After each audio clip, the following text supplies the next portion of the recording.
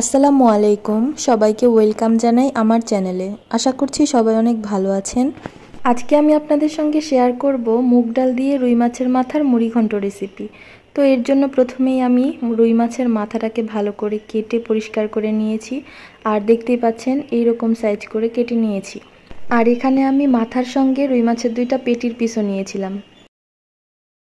চুলায় একটা প্যান বসিয়ে এর মধ্যে আমি 1.5 কাপ পরিমাণ মুগ ডাল দিয়ে দিলাম। এগুলোকে আমি ভালো করে ভেজে নিব।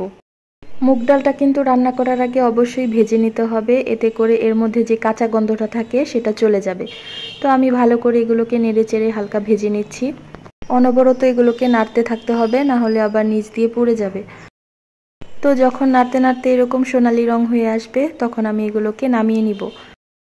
আমি মুগ ডালটাকে বাটিতে ঢেলে নিলাম। এবার এগুলোকে পানি দিয়ে ভালো করে ধুয়ে নিব।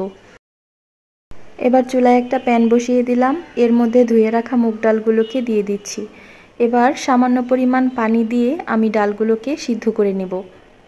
চেষ্টা করবেন অল্প পানি দিয়েই ডালগুলোকে সিদ্ধ করার জন্য, কারণ এর মধ্যে যে পানিগুলো থাকবে সেটা কিন্তু আমরা ফেলবো না। আমার ডালটা অলমোস্ট সিদ্ধ হয়ে গেছে। আমি একটা ডাল হাতে নিয়ে চাপ দিয়ে দেখব যে সিদ্ধ হয়েছে কিনা।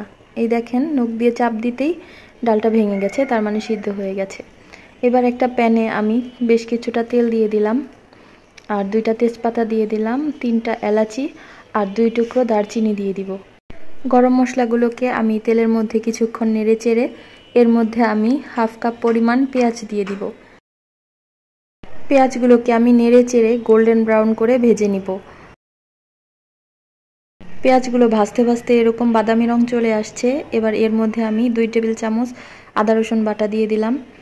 এবার আদা রসুন বাটাটাকে আমি কয়েক সেকেন্ড তেলের মধ্যে ভেজে নিব, যাতে এর মধ্যে থাকা কাঁচা গন্ধটা চলে যায়। এবার এর মধ্যে 1/2 চামচের চেয়ে একটু বেশি হলুদ দিয়ে দিলাম।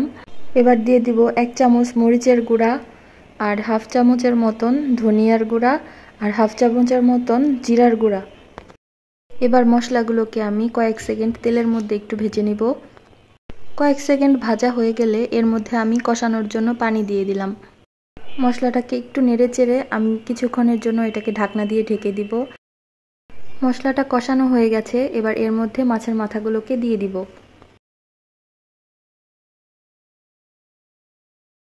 মাছের মাথাগুলোকেও আমি নেড়ে চেড়ে বেশ কিছুক্ষণের জন্য এগুলোকে কষিয়ে নিব। মাছটাকে ভালো করে কষাতে হবে। মাছের মাথাটাকে আমি 5 মিনিটের মতো ঢাকনা দিয়ে রান্না করেছিলাম, এতে করে কিছুটা পরিমাণ পানি উঠেছে। আমার মাছটা কিন্তু ভালো করে কষানো হয়ে গেছে। এই পর্যায়ে আমি ডালগুলোকেও দিয়ে দিলাম। ডালটা সিদ্ধ করার সময় যে পানিটা ছিল সেটা কিন্তু আমি ফেলিনি, সিদ্ধ করার পানিটা সহই আমি এখানে দিয়ে দিয়েছি। এবার ডালগুলোকে মাছের সঙ্গে ভালো করে নেড়ে চেড়ে নিব।